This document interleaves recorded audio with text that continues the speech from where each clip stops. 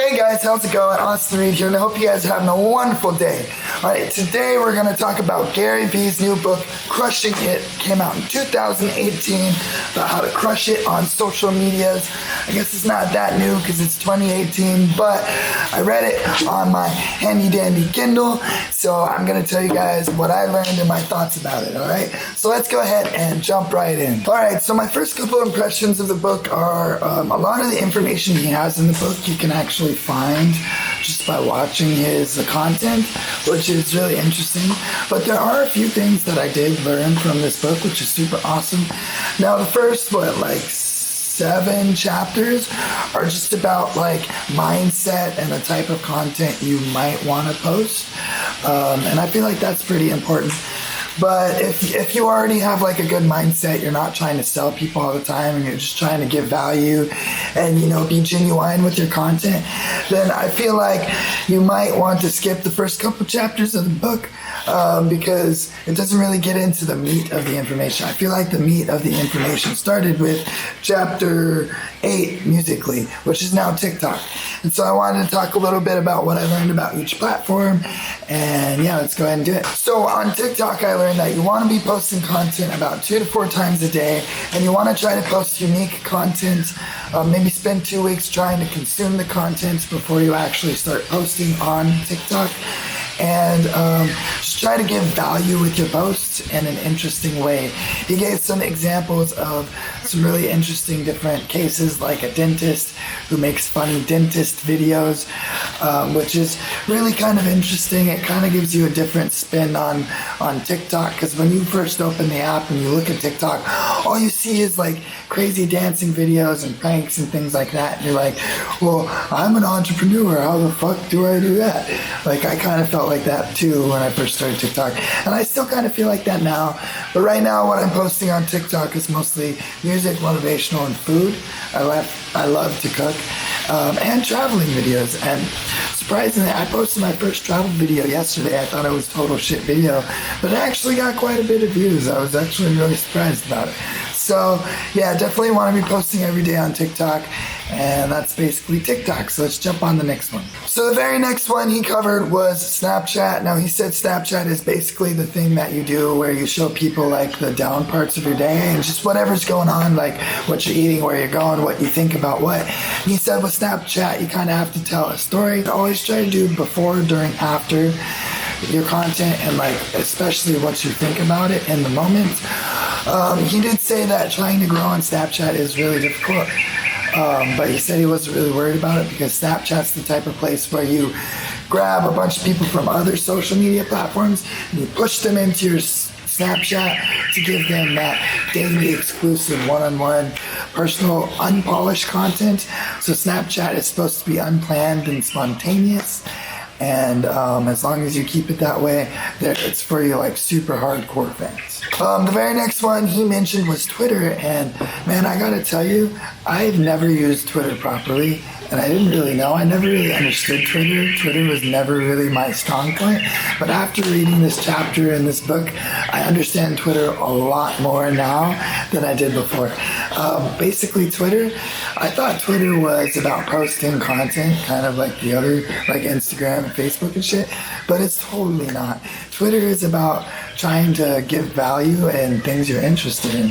So it's really awesome on Twitter to look up, like for me, like I really love mixing and mastering and making music, so I can look up content about people making beats and mixing and mastering and like how do I EQ vocals, and then I can go and I can actually comment on those posts and be like, yo, so I like to bring up the highs, I like to put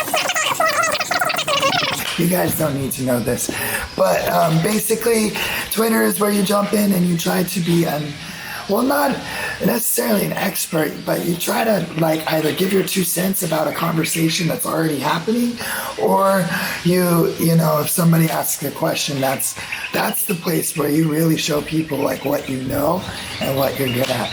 And so that's really cool. I learned that about Twitter. It's also one of the best places to actually hit up famous people, because generally people have smaller followings on Twitter, so it's a lot easier for them to actually see your message. And if you start, tweeting or retweeting or replying to famous people's tweets, over the span of like a couple months, and then you hit them up in a DM, it's going to be a lot more likely that you actually get that collaboration. So the very next one that I saw was YouTube. Now, YouTube, I didn't learn too much. I've been doing YouTube for a while now. I did learn two things though. So usually when it comes to posting tags, I try to post as many tags as possible. I guess you don't necessarily have to do that. Apparently 10 tags is enough. You don't really need more than that.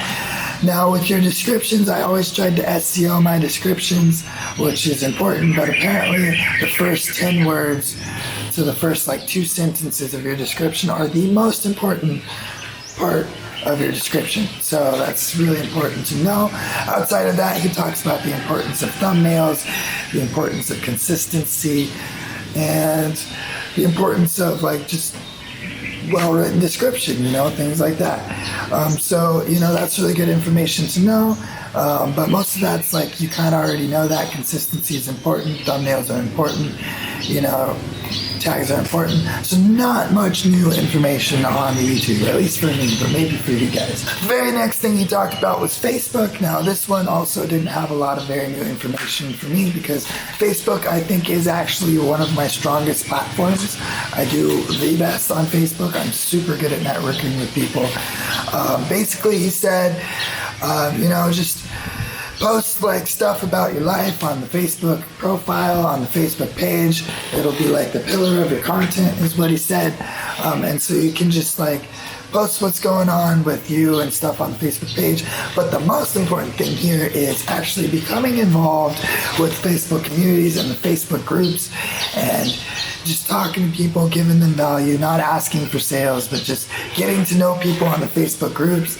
Now, I completely second this. I think Facebook groups are extremely important, especially if you don't have a budget and you're trying to market. I have sold so much shit on Facebook. It's insane.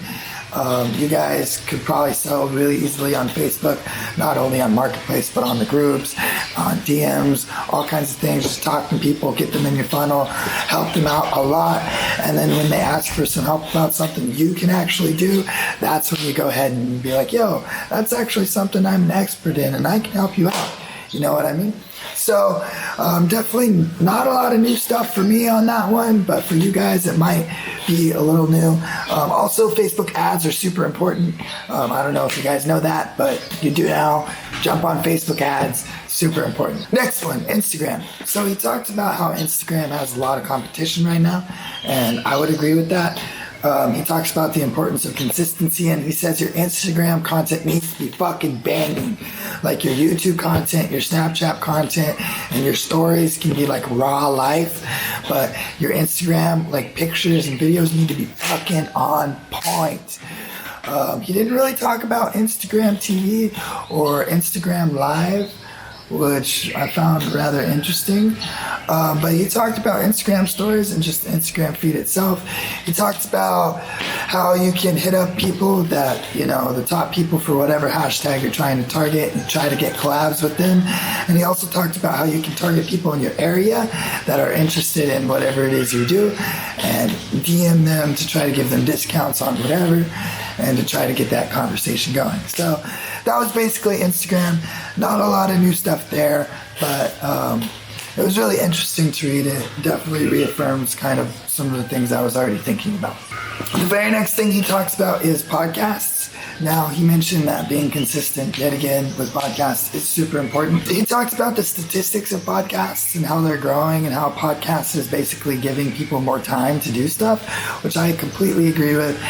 And he basically said that with podcasts, the key to making a good podcast and growing is having killer fucking content, kind of like Instagram. Just fucking be banging on your content, like on fucking point. Because apparently there's not a lot of ways to advertise your podcast unless you're actually posting it actively on social media, on your blogs, and things like that. But outside of that, podcasts generally just grow organically, I guess. So if you want to grow your podcast, you just start posting. You just fucking do it. It's not like YouTube where you Reddit your YouTube and then all of a sudden you get a shitload of views. It's different. So that's good to know. Just be consistent. Eventually shit'll happen. There you go. So the very last thing he talked about was voice first. Now this is actually something I've never heard about, and it sounds really interesting. So basically what voice first is, as far as I understand, is it's like daily videos, or not videos, but audios that are like 5 minutes long or less, that talk about something daily. So Gary Vee says he does a motivational one that's about 5 minutes a day, every single day, and it sounds really dope and interesting. You can get it on Alexa and Google. And yeah, I've never heard of that, but I'm gonna start maybe trying to do that. It sounds really cool. So all in all, I definitely think this is a good book with a lot of valuable information. There are definitely quite a few things I did learn. There's quite a few things I already knew, but that's okay. I think if you're already really solid about the content you want to post and about your mindset, you can skip through to about chapter 8 and then start on chapter 8. But if you are not sure what you want to post and you're not quite sure about your mindset, or you don't know those sorts of things, definitely start with the whole book. Is super awesome for you. If you guys want to see some more videos like this about music, entrepreneurship, about motivational whatever, and me, go ahead and click that like, comment, and subscribe button. And you guys have a wonderful day.